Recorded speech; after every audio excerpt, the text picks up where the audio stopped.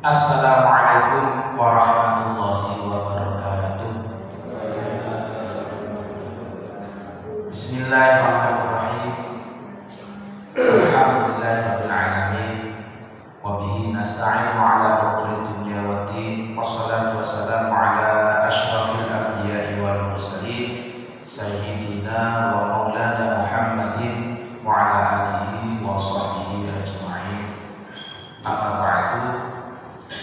Bapak-bapak, ibu-ibu, jemaah Masjid Al-Ikhlas Rumah Viladima yang dirahmati Allah Subhanahu wa taala.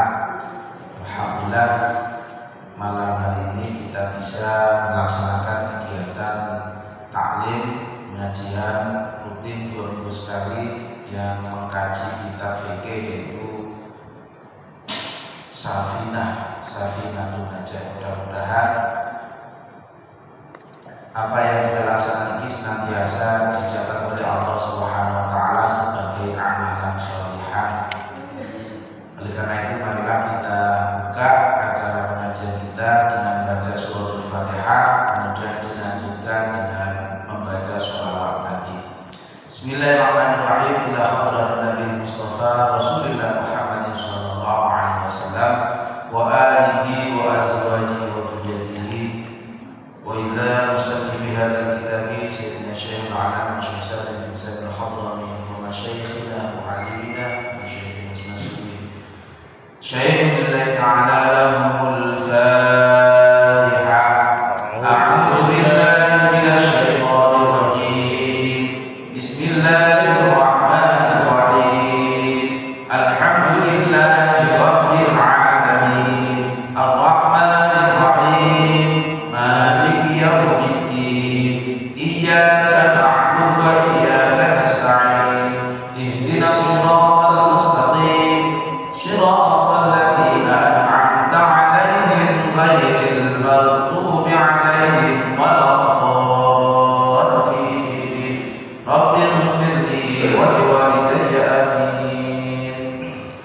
Maulaya shalli wa sallim daiman abadan ala habibika khairil khalqi kullihim. Huwal habibul ladzi turja syafa'atuhu likulli haulin hilal awani muqaddamihin. Ya Rabbi bil Mustafa baligh maqasidana waghfir lana Allah ya wasi'al karami ya arhamar rahimin ya arhamar rahimin ya arhamar rahimin. Farij 'alal muslimin. Alhamdulillahirabbil alamin. Bapak Ibu, monggo yang membawa kitab bisa dibuka kitabnya. Insyaallah kita sudah sampai pada halaman 6 di baris yang paling bawah, pasal an-najasah. Bismillahirrahmanirrahim. Faslun. Fasal. An-najasatu salah satun. Ada takbir atau ada kalimat dalam kitab lain, bukan salah satu tapi salah satu. An-najasatu macam-macam najis. Itu salah satu ada 3.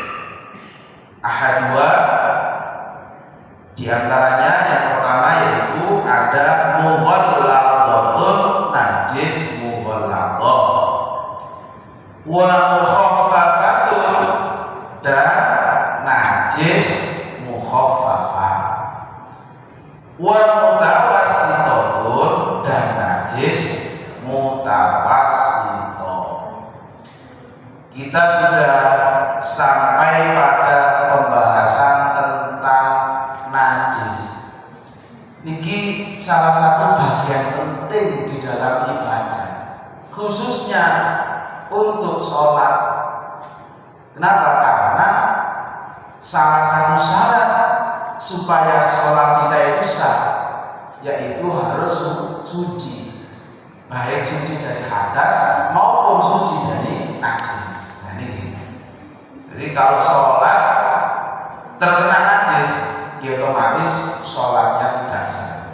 Karena syarat sholat itu suci dari najis itu, yaitu ada 3: suci dari najis badannya, suci dari najis pakaiannya, dan suci dari najis tempatnya, tempat yang dipakai untuk sholat. Nah ini kita sudah sampai pada pembahasan tentang najis.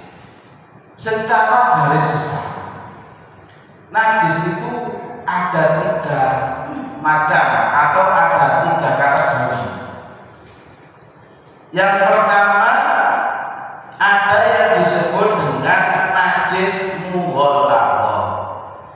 Di syarah kitab ini, istilah mughalladhah, mukhaffafah maupun mutawassithah itu berkaitan dengan tingkatan najisnya. Kalau mughalladhah berarti najis ini sudah sangat berat, sudah sangat parah.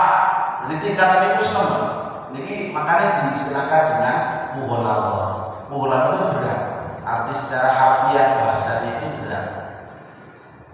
Ada tingkatan mukhaffafah. Mukhaffafah itu ringan. Ini dianggap ringan najisnya. Nah, nanti kaitannya dengan cara mensikapi. Dan ada tingkatan mutawassithah. Mutawassithah itu tengah-tengah, sedang. Jadi di antara yang mughalladhah, yang berat tadi itu, dan di antara yang ringan. Nah, itu tengah-tengahnya, tingkatannya itu mutawassithah. Nah, para jamaah, sekarang kita pahami apa itu najis mughalladhah, mukhaffafah maupun mutawassithah. Al-mughalladhah yang dinamakan dengan najis mughalladhah, najasatul kalbi, yaitu najisnya anjing, wal khinziri dan babi, wa fati ahadima, dan keturunan dari salah satunya atau keturunan dari keduanya. Nanti mughalladhah itu murni najisnya anjing dan babi. Yang menjadi najis dari hewan itu apa saja? Nah ini yang pertama, lu'abnya. Lu'ab itu air liur. Jadi bagian dari anjing ataupun babi, yang pertama itu bagian air liurnya. Insyaallah nek wong Islam boten sepinten enten sing ngimu napa anjing, apalagi napa babi. Niki rata-rata non Islam atau luar Islam. Walaupun ada sih yang napa tasih seneng kali iman-iman ngoten niku dikata ya. Cuma ada ya, cuma boten kata. Nah, yang perlu kita pahami dari bagian mana yang menjadi najis, yang pertama adalah air liur. Nek pas waya kedua hewan ini napa ngiler. Nah, ngiler ini gini sing napa sing diarani najis mughalladhah. Ini pertama. Ini harus hati-hati. Gene pas menaiki baju napa tempat napa niki jenenge badan. Maka otomatis dia statusnya mutanajisnya menjadi tingkatan mughalladhah. Yang kedua, baulia. Baul itu air apa jenis pipisnya atau kencing. Nah ini disebabkan dengan begitu juga dengan kotorannya. Jadi baik baul maupun kotorannya itu termasuk tingkatan mughalladhah. Yang ketiga, irqin. Irqun itu keringat. Jadi kapan kewan ini juga mantul layu kok kemerok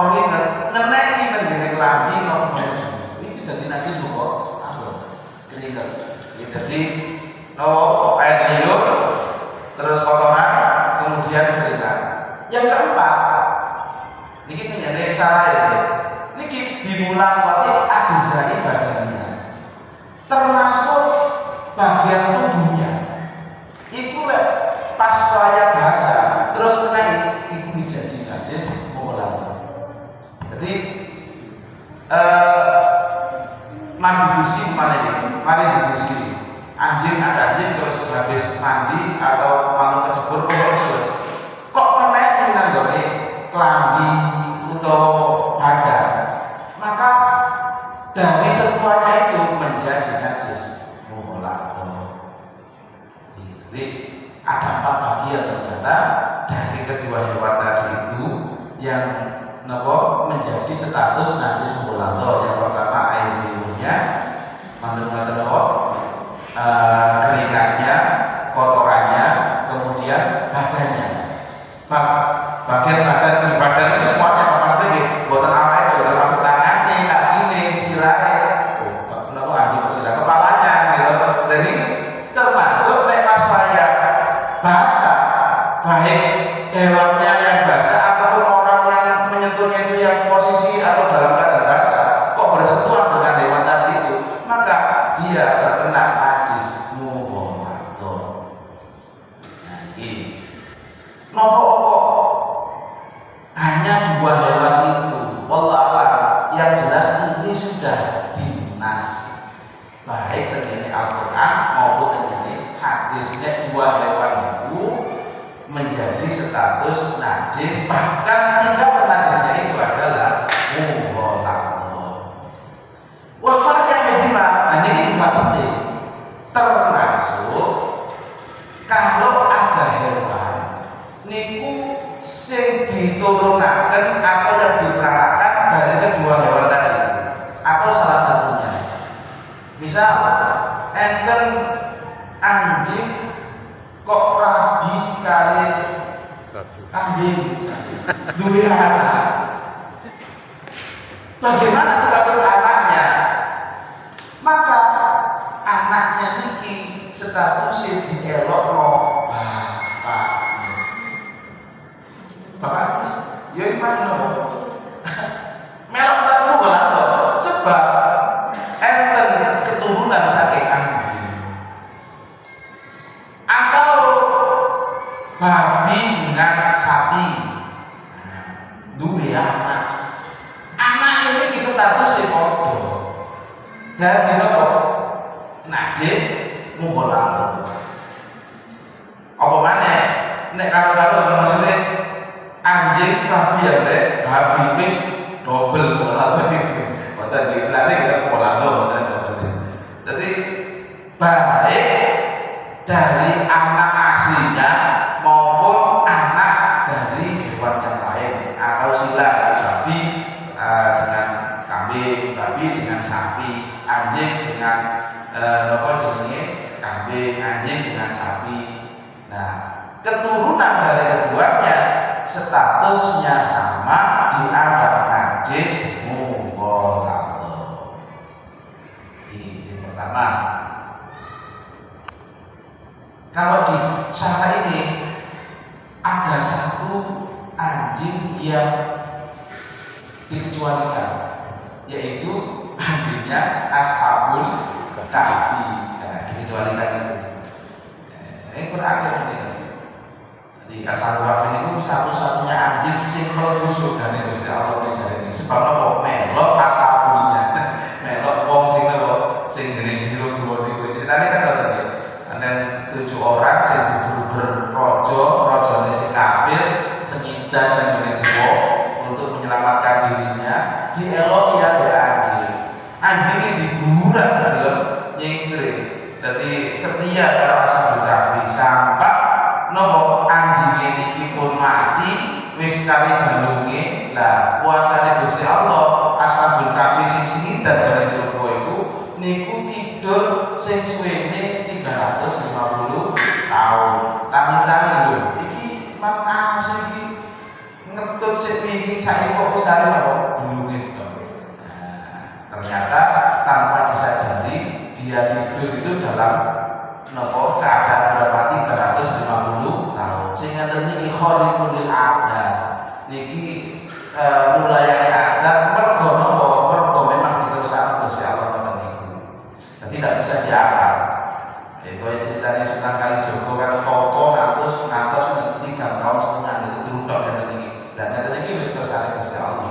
minangka karomah. Wal mukhaffafatu, ada tingkatan najis yang kedua, itu najis mukhaffafah. Apa itu najis mukhaffafah? Yaitu baulus sobiyi, air kencingnya sobi niku bayi sing berjenis kelamin laki-laki. Alladzi lam yat'am, yang belum makan makanan ya, ghairal laban, kecuali ASI. walam yablu, dan masih belum mencapai al-haulaini, usia 2 tahun. Jadi mukhaffafah itu hanya terkhusus untuk air pipisnya bayi laki-laki sing belum makan sesuatu kecuali ASI dan belum mencapai 2 tahun. Belum mencapai haulaini, walam yang belum haulaini itu belum berumur 2 tahun. Kalau di dalam syariat ini untuk mukhaffafah itu disyaratkan 4 hal. Yang pertama, najisnya itu berupa air kencing, sehingga bukan air kencing, misalnya berae niku mboten mukhaffafah, walaupun bahaya kan sik durung 2 tahun, sik dereng makan apapun kecuali ASI, tapi berak. Nah, itu bukan mukhaffafah, karena yang disyaratkan adalah air kencingnya, air pipisnya. Ini yang pertama. Jadi hanya terkhusus untuk air pipisnya. Yang kedua, bayi memang laki-laki, bukan sobia itu perempuan. Nek bayi perempuan, pipisnya walaupun pipisnya bayi perempuan, walaupun belum makan sesuatu kecuali ASI, walaupun masih belum berumur 2 tahun, ini distatuskan sama dengan najis yang lain. Distatuskan sama dengan najis lain. Artinya bukan mukhaffafah. Karena apa? Karena syaratnya harus laki-laki. Belum kenapa komentar. Mungkin ada perbedaan ya. Kalau kita nanti teliti bedanya air pipis bayi laki-laki dan bayi perempuan itu. Yang jelas pasti ada kandungan yang berbeda di sini. Bu iki nek sing lanang gak sing bahaya, nek itu berbahaya napa boten Allah.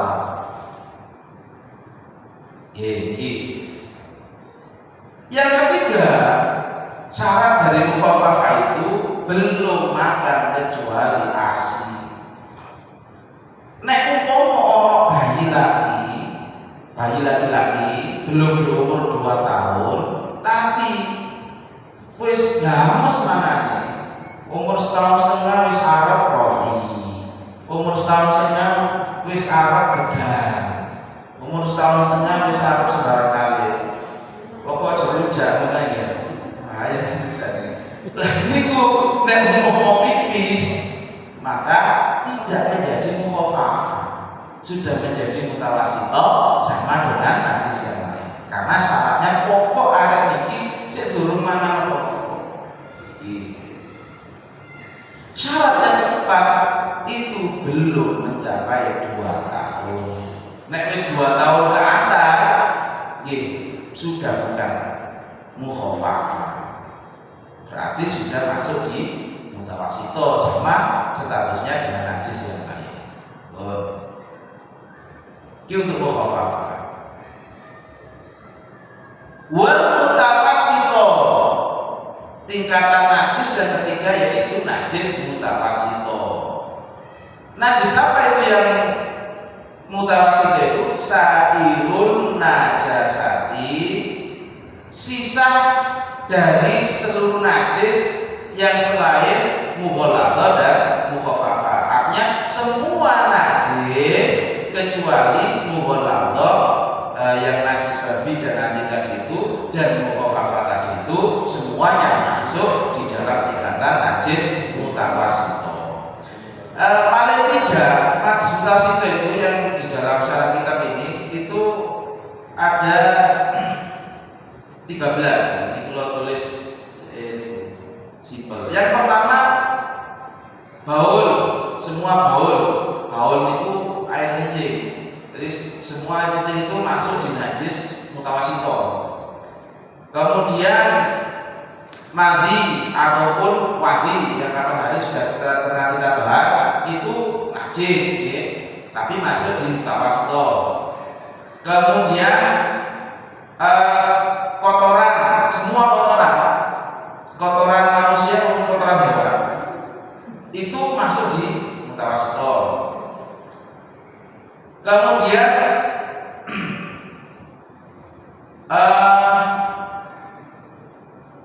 spermanya nopo anjing dan babi.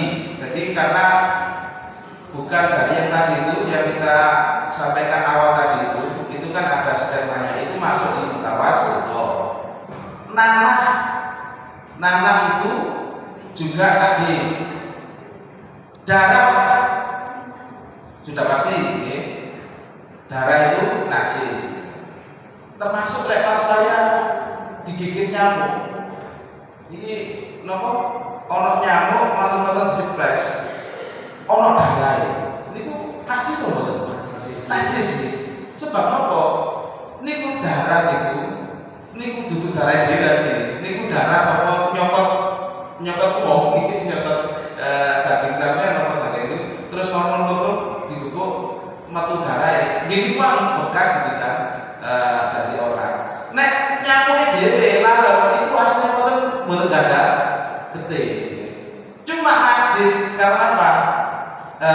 Najis sing menggodai dari bangkai. Cuma ada yang mengatakan lek kecil niku najis cuma dimaafkan.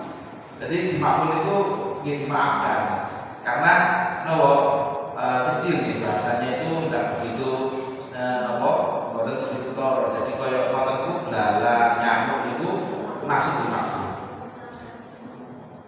Kemudian khomer, kalau dalam kitab ini khomer itu termasuk najis. Khomer itu ya minuman keras itu nggih. Itu kok mereknya kan macam-macam ya. Ono whisky, bir bintang, kopi miring, sampai negara itu. Niku ternyata dihukumi nopo najis ternyata kita ini. Hati-hati. Muntah atau sesuatu yang keluar dari perut niku najis. Nek gumo ya nopo? Gumone bahaya. Iku lek misale belum begitu lama, mari nyusu tes terus kudu niku masih suci karena asin niku suci. Tapi nek wis suwe, wis mantun nyusu suwe, katakanlah sudah 1 jam 2 jam, muntah, gitu niku berarti masuk di dalam sesuatu yang berasal dari dalam perut menjadi najis. Kalau keluarnya itu dari sekitar wajah, itu suci hukumnya. Napa niku? Walaupun niku napa nggih? Walaupun itu terbilang kotor, tapi suci. Nyun sewu, misalnya ludah niku Pak, karena keluarnya dari dalam wajah, dari sekitar wajah, suci hukumnya.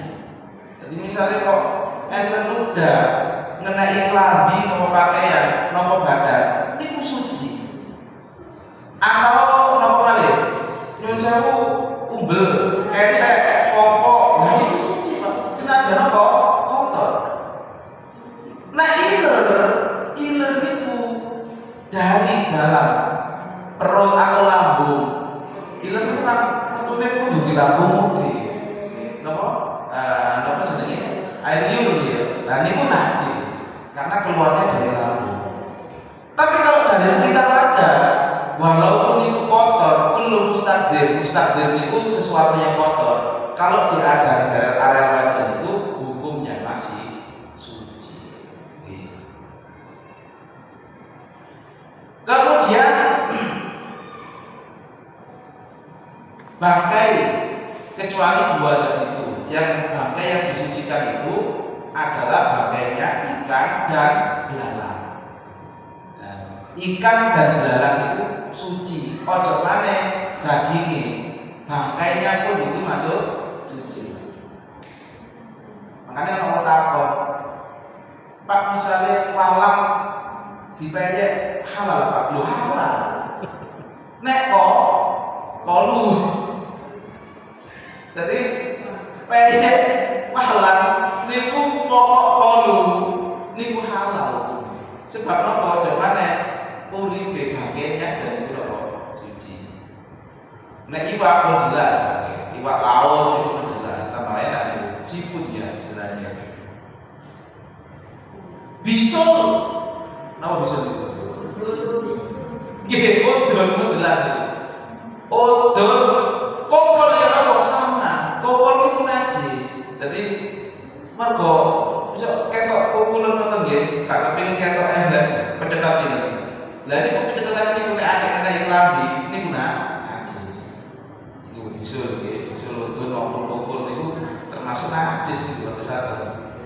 Mari napa nyeprot kokul dilapno klambi najis.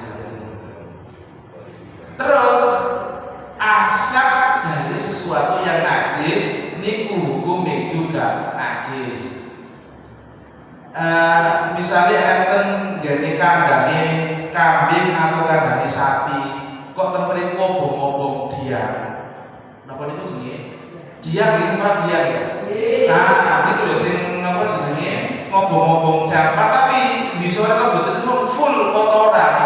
Dadi asep. Lho, asep niku hukume najis. Asepe diam niku nek akeh di sore niku mah enten kotorane kandange kambing ke sapi maupun kambing niku asli hukumnya najis. Nah niku dadi mulane nek diam niku dipastikan di sore niku tidak ada campuran kotoran hewan tadi. Nah niku beberapa nopo macam-macam najis yang ada dalam kitab ini. Semua yang kita sampaikan tadi yang saya kalau sebutkan 1 sampai 13 tadi itu niku masuk di dalam tingkatan mutawasito.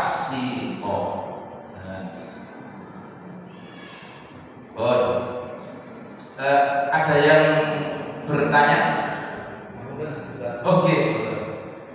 Untuk masalah asap atau biang ini dari bahan bakarnya dari kotoran hewan tadi, itu kan sekarang ada fermentasi biasanya kotoran hewan yang disulit menjadi LPG. Oh, ngoten nggih. Biogas. Bahannya dari kotoran sapi atau kotoran manusia juga bisa. Dia disulit, uapnya diletakkan buat masak. Nah itu tergolong di mana itu? Disulit, difermentasi. Kalau memang bahannya itu dari bahan najis dan najisnya itu masih utuh Pak, maka hukumnya statusnya juga najis. Kecuali teknologinya itu sebelum menjadi asap itu najisnya itu dihilangkan. Tidak tahu yang apa prosesnya. Asalkan ketika fermentasi itu najisnya hilang dulu, baru kemudian muncul produk ini tadi biogas. Maka tidak apa-apa. Asalkan prinsipnya itu najisnya betul-betul gowo. Tapi najisnya masih enten Pak. Nggih hukumnya najis. Karena asap dari benda najis itu ikut najis. Cuma kalau dari ini prosesnya seperti apa ini belum paham gitu Pak, betul belum semerata nih prosesnya tadi seperti ini. Cuma prinsipnya seperti itu. Proses fermentasi itu bendanya itu sudah tidak ikut, bendanya itu sudah hilang, sudah tidak ada, tinggal ininya saja, maka tidak apa-apa. Najisnya kan tidak kegowo. Tapi misalnya najisnya kegowo, terus digawe nomor itu jenenge ngiringi asapnya tadi itu dengan membawa najisnya, maka statusnya ini ikut najis. Ini fermentasi biogas. Itu tinggalannya udah Ustaz. Tinggal gasnya, Ustaz. Oh, tinggal gasnya ya? Tinggal gasnya. Tinggal gasnya. Tapi masih bau itu. Masih bau ya? Masih bau. Masih ada sedikit-sedikit bau. Hasil biogasnya itu diambil dari Kotoran tadi itu. Gitu. Kalau menurut saya najis, Pak, berdasarkan kitab ini, Pak. Nggih, najis niku. Karena lha niku kan kalau ngobong kotoran, nek memang bisa dikiaskan loh. Kalau memang bisa dikiaskan, ngobong kotoran, kemudian dari kotoran ini muncul asap, gitu. Kemudian coba kita ambil asapnya untuk dimanfaatkan, kemudian menjadi biogas misalnya, maka sama saja dengan memanfaatkan sesuatu dari yang najis. Nek kula ngoten berdasarkan kitab ini, nggih, berdasarkan kitab ini. Nggih sama memanfaatkan sesuatu yang haram untuk suatu produk, tapi sumber aslinya niku dari benda yang hukumnya haram, maka ini menjadi haram statusnya. Maka hati-hati. Menurut saya seperti itu karena memang ada sumbernya. Ada sumbernya. Jadi kalau memang bahannya itu dari najis, gitu, maka status hukumnya menjadi najis. Biogas. Tapi nanti itu niku maksudnya ya Pak. Kalau memang yang najis tadi itu pemanfaatannya itu tidak untuk apa nggih? Sholat atau apa yang ada kaitannya dengan ibadah, ya tidak mengaruh. Tapi kalau misalkan ada pemanfaatan tadi itu ada kaitannya dengan ibadah, ini yang menjadi berpengaruh. Jadi katakanlah asap tadi itu dimanfaatkan untuk sesuatu yang ada kaitannya dengan sah dan tidaknya ibadah, ini yang berpengaruh. Nek tidak ada kaitannya dengan sah dan tidak ibadah, tidak masalah, tergantung untuk apa manfaatnya. Nek misalnya untuk masak, gitu, tidak apa-apa Pak, untuk masak. Ya hukumnya najis, mau kan nggak ada kaitannya, betul ya? Tidak ada kaitannya. Ya pada karena Adam ambek niku wau gitu. Obong-obong sing dia misalnya dia ora kotoran tapi digawe Adam, digawe masak. Manten mbon niku sing dimasak niku nggih napa jenenge ketelo napa puhung manten. Ya apa hukume masak puhung ambek ketelo sing dimasak ambek dia sing ora kotoran kan sama kali ngoten to. Ya napa hukume iki tetep halal. Wong halal hubungane mbek ibadah. Nek najis tetep najis, nek panganane tetep halal. Mergo napa gak ono kaitane ambek sah dan tidaknya ibadah di situ. Jadi nek hukumnya tetep najis, delok niki mang ditingali untuk apa ini? Kemanfaatannya. Ngoten napa? Biogas. Padha karo pupuk iki lho, Pak. Pupuk kan ada dari pupuk kandang gitu. Nah, digawe pupuk napa niku witit po rambutan. Mateng dari hasil pupuk ini rambutan yang mateng, Pak. Poi mateng. Ya apa hukumnya makan rambutan to poi, Bang? Sing pupuke saka pupuk kandang. Gitu to. Halal. Lho ngoten mawon ya. Gitu. Tergantung bagaimana pemanfaatannya. Tapi nek misalnya biogas mengenai klambi ini mengenai bajunya dipakai sholat, ini ya tidak boleh yang najis tadi itu. Nanti ada lagi. Saya lanjutkan. Bismillahirrahmanirrahim. Faslun fasal. Al-mughalladhu najis mughalladhu. Tak guru bisa suci, bisa berighsalatin dengan 7 kali basuhan. Ba'da izalati 'ainha, setelah menghilangkan bendanya atau najis mughalladhunya. Ikhdamuna, salah satu di antara 7 basuhan tadi diturabe harus dengan debu atau tanah.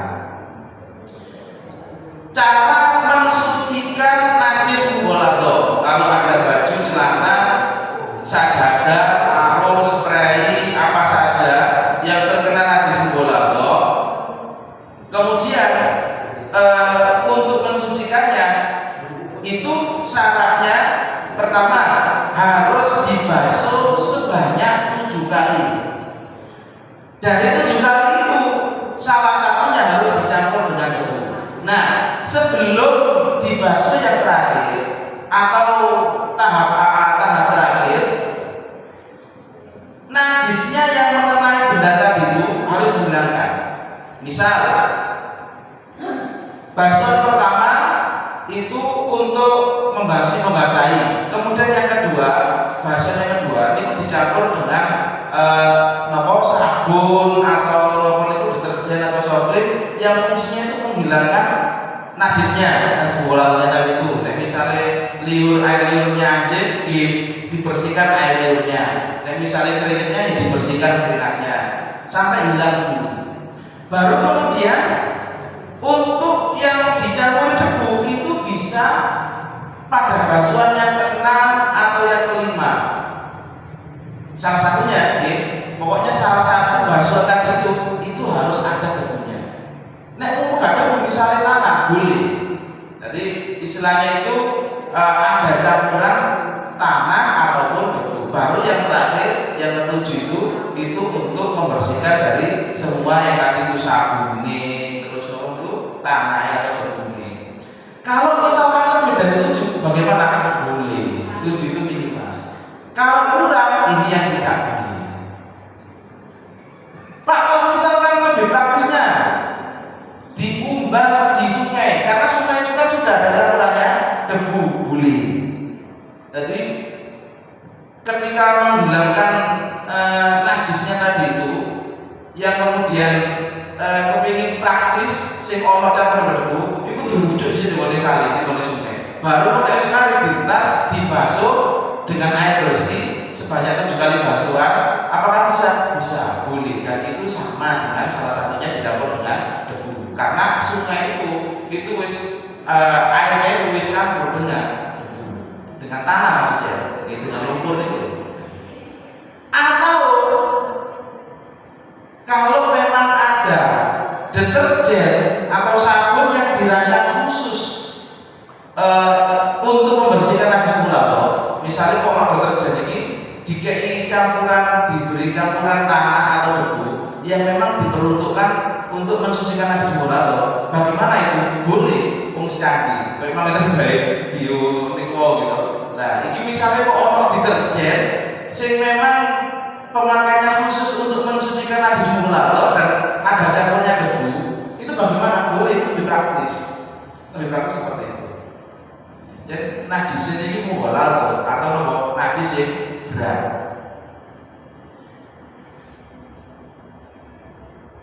Wal mukhaffafatu, dan najis mukhaffafah.